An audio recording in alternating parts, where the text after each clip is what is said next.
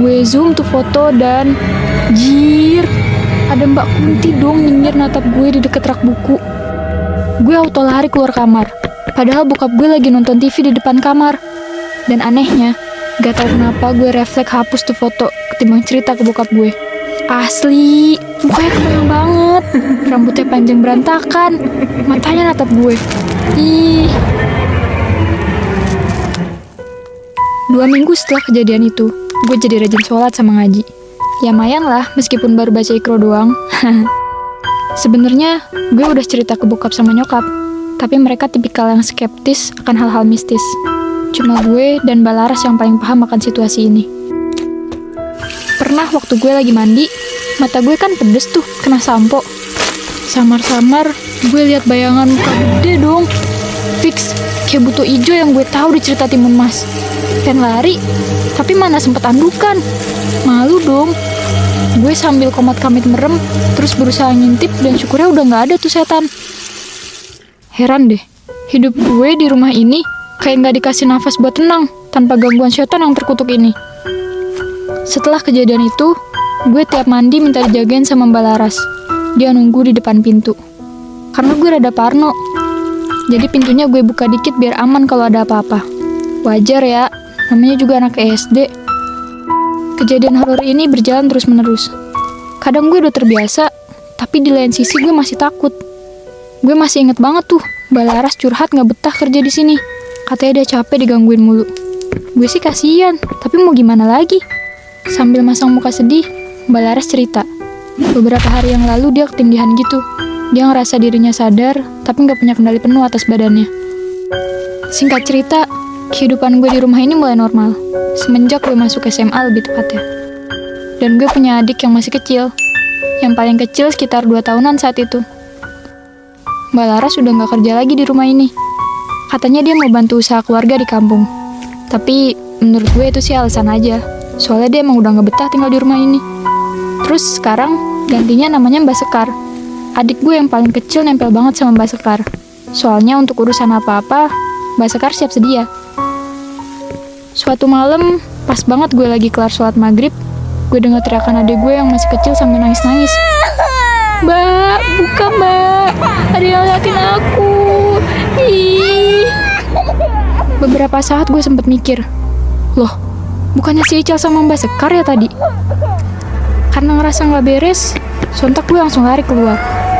Ternyata suaranya ada dari lantai 2. Gak pakai lama gue naik tuh ke lantai 2. Gue lihat ada gue nangis ngedegem ketakutan di depan pintu. Sumpah, gue saat itu agak sebel ke Mbak Sekar. Ada gue tuh masih balita, jadi kalau rewel tuh berisik. Bahkan dari bawah aja udah bisa denger kok. Pas pintu kebuka, Mbak Sekar masih pakai mukena dan gue sebagai kakak langsung merocos. Mbak Sekar gimana sih? Ini kok Ical ditinggalin didiemin aja di depan pintu? Bukain bentar kan bisa mbak? Mbak Sekar menunduk bersalah sambil ngomong, maaf Neng Sinta, tadi saya pikir deh Ical udah tidur di kamar bawah. Terus saya sholat maghrib dulu deh mbak. Asli, alasan yang gak masuk akal. Tapi gue berusaha tenang. Tapi setelah dipikir-pikir semuanya jadi masuk akal. Gue sadar di rumah gue itu gak cuma ada keluarga gue doang, tapi ada yang lain. Setelah sekian lama hidup tenang, mereka mulai usil lagi. Gue coba tanya ke adik gue, Cal, kamu tadi ngeliat apa?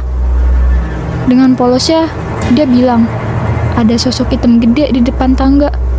Terus tuh sesosok bayangan hitamnya naik tangga ke lantai 3. Dan asal kalian tahu, itu tangga ada di depan kamar Mbak Sekar. Refleks, gue nangis sambil meluk adik gue. Dan Mbak Sekar mengantar kami ke lantai bawah. Kasian, masih kecil dikasih lihat gituan. Dan hal aneh pun terjadi. Keesokan harinya, adik gue gak mau masuk kamar mandi. Katanya serem, ada makhluk gede di dalam kamar mandi. Nah, kan, jangan-jangan ini yang dulu ngintipin gue waktu masih kelas 5 SD. Saking keselnya, gue akhirnya buka pintu kamar mandi sambil ngoceh gak jelas. Woi nyet, lu kalau mau ganggu gue aja sini, jangan adik gue. Dan gue berusaha ngelakuin hal yang sama di lantai atas juga. Mbak Sekar cuma ngeliatin gue kayak orang gila. Jujur, gue pun aslinya takut. Tapi ya udahlah, cukup gue aja. Jangan sampai adik gue trauma kayak gue juga. Setelah sekian lama nggak diganggu, baru-baru ini suasana mencekam itu balik lagi. Kebetulan Mbak Sekar udah nggak kerja lagi di sini. Jadi kamar pembantu di atas kosong dan dijadiin gudang. Kebayangkan gimana suasananya. Nah, pas tengah malam, gue lapar. Ya udah, gue masak mie dan milih makan di kamar aja sekalian YouTuber. Gue denger kursi kegeser-geser dong. Srok, srok. Asli, ngeri. Tapi gue milih cuek. Malam berikutnya, pas gue lagi asik teleponan sama Yang Beb menghalukan masa depan dan menentukan nama anak nantinya, ada suara aneh nimbrung. Gue kira awalnya masalah sinyal, tapi makin lama makin jelas kayak nyanyi-nyanyi gitu. Mana pacar gue nanya pula saat itu juga, "Yang, kok kamu malah nyanyi sih?" "What? Gue nggak nyanyi, Jir." Seketika gue nengok ke belakang dan